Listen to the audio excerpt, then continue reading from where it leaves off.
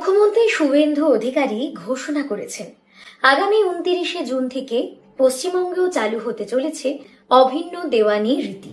কিন্তু কথা হলো, এই অভিন্ন দেওয়ানি রীতিটা কি, আর কবেই বা প্রথম ভারতবর্ষে এই অভিন্ন দেওয়ানি রীতির কথা উঠে আসে? না, এই দেওয়ানি রীতি কিন্তু নতুন নয়। 1835 সালে প্রথমবার ব্রিটিশ শাসনতন্ত্রের আমলে অভিন্ন দেওয়ানি রীতির কথা উঠে আসে, কিন্তু তা কার্যকরী করা যায়নি। কারণ ইস্যুটা ছিল ধর্মীয়, অবশ্যই। কারণ আমাদের ভারতবর্ষে প্রচুর ধর্মের মানুষ একত্র বাস করে। তাদের বিবাহের রীতিনীতি আলাদা, তাদের সন্তানের পালনের রীতিনীতি আলাদা, তাদের সংস্কৃতির রীতিনীতি আলাদা। সেই ধর্মীয় ইস্যুর কথা মাথায় রেখেই ব্রিটিশ আমলেও কিন্তু অভিন্ন দেওয়ানি রীতি চালু হতে পারে। কিন্তু ব্রিটিশরা যে রীতি চালু করতে পারেনি, তা ভারতবর্ষের কোন রাজ্য প্রথম চালু করেছিল? না, সেই রাজ্যটা ছিল গোয়া। গোয়াতে প্রথমবারের জন্য গোয়া সিভিল অ্যাক্ট লাগু হয়। তবে তখনও কিন্তু গোয়া স্বাধীন ভারতের অংশ ছিল না, সেটা ছিল পর্তুগিজদের দখলে। এরপর স্বাধীন ভারতে 2025 সালে উত্তরাখণ্ড প্রথমবারের জন্য অভিন্ন দেওয়ানি রীতি চালু করে। গুজরাট সরকার এবং আসামেও অভিন্ন দেওয়ানি রীতি লাগু হয়েছে, এবং বর্তমানে পশ্চিমবঙ্গের ক্ষেত্রেও এই অভিন্ন দেওয়ানি রীতি লাগু হওয়ার কথা আসছে। কিন্তু প্রশ্ন হলো, এই অভিন্ন দেওয়ানি রীতিটা কি? কেন এই নিয়ে এত বিতর্ক? এটা নিয়ে আমাদের সংবিধানেই বা কি বলা রয়েছে?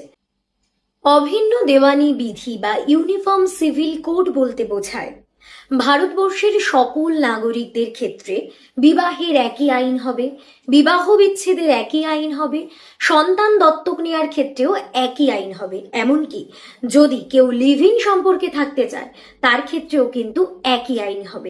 অর্থাৎ বিভিন্ন ধর্মের ক্ষেত্রে নানান ধরনের আইন কিন্তু আর কোনোভাবেই থাকবে না। এবার প্রশ্ন হলো, এই ইউসিসি লাগু হলে এর মধ্যে কি কি থাকতে পারে? একটা সম্ভাব্য ধারণা দেওয়ার চেষ্টা করছি। প্রথমত, বহু বিবাহ টোটালি ভাবে নিষিদ্ধ হবে। বিবাহ বিচ্ছেদের ক্ষেত্রে সব ধর্মের ক্ষেত্রে একই ব্যবস্থা লাগু হবে, এবং হিন্দু ম্যারেজ অ্যাক্ট, মুসলিম ম্যারেজ অ্যাক্ট, খ্রিস্টান ম্যারেজ অ্যাক্ট বলে আলাদা কোনো অ্যাক্ট থাকবে না। সন্তান দত্তক নেওয়ার ক্ষেত্রেও একই আইন লাগবে। আর যদি কেউ লিভ ইন সম্পর্কে থাকতে চায়, তবে প্রশাসনের কাছে তাদের উপযুক্ত নথি জমা দিতে হবে। নাবালক নাবালিকার ক্ষেত্রে অবশ্যই অভিভাবকের মতামত প্রযোজ্য। এছাড়াও লিভ ইন সম্পর্কে থাকাকালীন, অর্থাৎ যারা বিয়ে করেনি এমন কাপেলদের ক্ষেত্রে যে সন্তান হবে তাকেও কিন্তু বৈধ বলে ঘোষণা করা হবে। অবৈধ সন্তানের কনসেপ্ট কিন্তু চলে যাচ্ছে। সর্বোপরি বহুগামিতা, একই সম্পর্কে থেকে একাধিক সম্পর্ককে স্বীকৃতি দেওয়া যাবে না। একজনে একাধিক বিয়ে করছে, সেটা যে ধর্মের ক্ষেত্রেই হোক, সেই বিবাহ কিন্তু আর আইনি স্বীকৃতি পাবে না। এছাড়াও আইনের চোখে সবাই সমান হবে, নারী পুরুষ অধিকার সমান সমান হবে, সম্পত্তিতে নারীর অধিকার সসম্মানে প্রতিষ্ঠা হবে। তাহলে তাহলে বিতর্ক কোথায়? এ তো সব ভালো ভালো কথা বললাম। আমাদের সংবিধানের 44 নম্বর ধারাতেও কিন্তু দেওয়ানি বিধির উল্লেখ আছে। তবে এই দেওয়ানি বিধি সরকার যদি চায় তবেই তা লাগু করতে পারবে। কোর্ট আলাদা করে সরকারের উপর এই দেওয়ানি বিধি লাগু করার জন্য চাপ সৃষ্টি করতে পারবে না।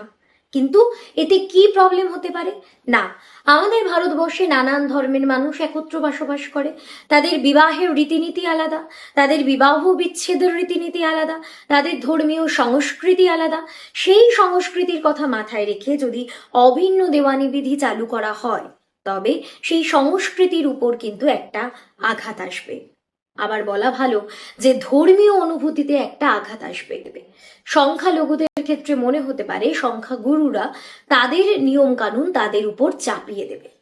তাই দেওয়ানি বিধি কার্যকর হলে একদিকে যেমন ভালো হবে, তেমনি অন্যদিকে সংখ্যালঘু সম্প্রদায়ের ধর্মীয় অনুভূতি, তাদের সংস্কৃতির ক্ষেত্রে কিন্তু এটা একটা বাধা তৈরি করবে।